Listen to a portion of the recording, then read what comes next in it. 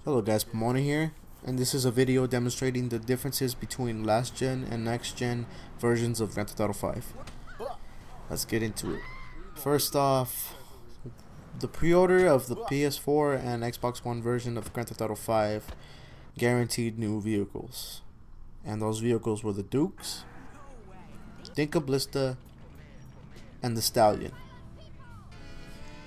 Now honestly guys, these are not new vehicles, these are just recycled vehicles from Grand Theft Auto 4, which I don't mind, but when they say new, I prefer them to be new. But, I guess.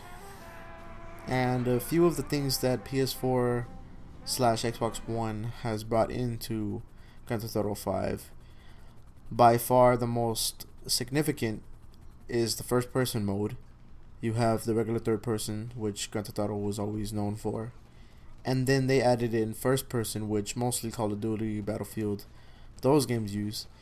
And their take on it is pretty professional. There's things that could have been done better. But for the most part, it works really well. And a lot of people enjoy it, me myself too.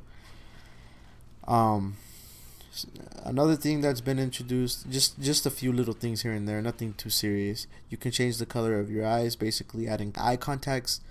You can have a certain stance when you walk. Basically, you're walking a certain way. There's different kinds. There's more poses than there was in the last gen. They decided to make the passive mode characters literally untouchable. I mean, there's loops and ways around it, which I heard if you're driving a car and you're driving it towards the guy that's on passive mode, jump out of the car before you hit the individual, and the car will literally hit the individual once you're out of the car, and it'll hit them and kill them instantly depending on how fast you go. Now on PS3 you would always be able to hit the individual, which was a fun thing in my opinion. But I guess they complained too much. They said that it was no point. It was worthless. There's, what's the purpose of having a passive mode if I can still get hit? And I was assuming that they brought that to the PS4 where you can actually not get hit at all. All that good stuff. There's a lot of new adversary modes introduced into the next gen version. There's sumo, there's slasher, there's running back.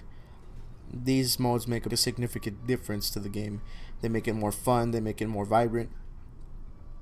Now PS3 is very limited. There's not much you can do on it in comparison to the PS4. The lobbies went from 16 players to 32. They increased the limit to the lobbies.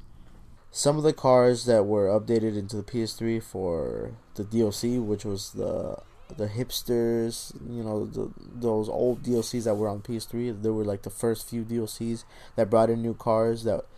It was literally the first time that they had new cars, and it was a lot too. Back in the days when they actually pumped out a lot of cars instead of a few six or just one or two for a holiday. They updated those cars into the story of Grand Theft Auto 5 for PS4. So people might think that PS4 version of Grand Theft Auto 5 is exactly the same. It's not necessarily exactly the same. There's a lot of few tweaks here and there. It's I would say at least a 30% addition from what was on PS3. Some of the guns that you can purchase, they have a special design for it. With the brass knuckles, you can change the style. There's pimp, there's king, there's all these different styles that you can use, which is pretty freaking amazing in my opinion. You can't really do that on the PS3 version. There has been a lot of new things added to the next generation version of Grand Theft Auto, which definitely enhanced the game even more. There's the overpriced yacht, which is $8 million. There's not much to the yacht. All you can do is design with a specific set of colors that they have. You can put in certain railings, just different little things here and there. Nothing of significance, honestly, in my opinion. If I'm gonna pay $8 million, real or fake, I want that to pose a real big significant difference on my life. I don't want just the basic. As if I were buying it feels as if I were buying a Hot Wheel with their features that they prefer. I would rather have my features set into it, because literally, the bull shark card itself, it's $100 just for $8 million to buy the yacht. And honestly, that's just a scam, because it's not even worth it. People still buy it. Honestly, in my opinion, it's just because you're an idiot. You think that money can grow on trees, whatever. I don't know. There's certainly a definite reason for it.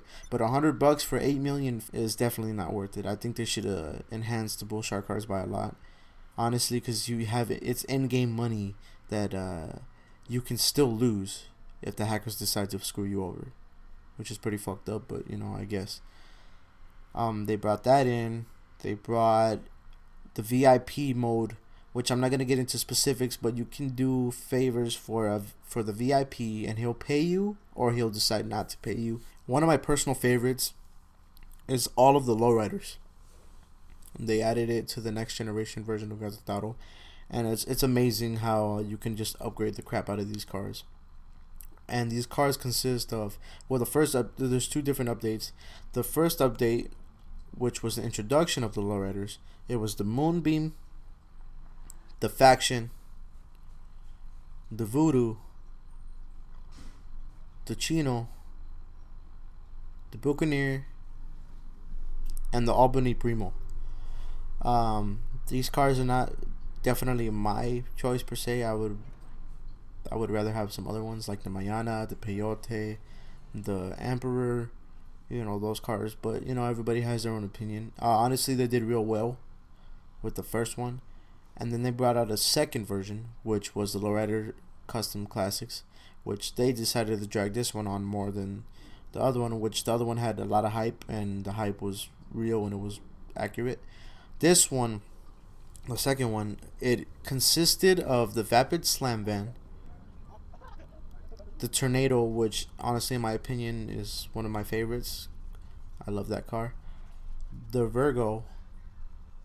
It was a remake of the Faction into the Donk version of Lowriders, which honestly in my opinion is, honestly I don't really like them, but everybody has their own opinions. The cool thing about these cars is they're freaking high as hell, so you could just ram shit. It's like a monster truck basically. It's a lowrider monster truck, which they could have done more. They could have added different cars, some different stuff here and there. But it's cool, as long as they're pumping stuff into the game, so you can mess around, have fun. And also the minivan, which looks pretty cool, but in my opinion, it's kind of repetitive. Moonbeam's very similar, and also the Cyber Turbo. Also, the cars that have been added into Benny's Auto Shop have been the Sultan RS and the Banshee 900. These cars are more of the tuner cars. You can upgrade them similar to the lowriders, but in a tuner style. So they have all these different little adjustments which make them really nice looking cars. There's little things, as if you were to hold X, you can duck and dodge bullets. But normally this is preferred when you're a passenger than the driver. Warstock has certain vehicles that the last generation doesn't have. The limo with the turret at the top, vehicles here and there. That's about it, guys.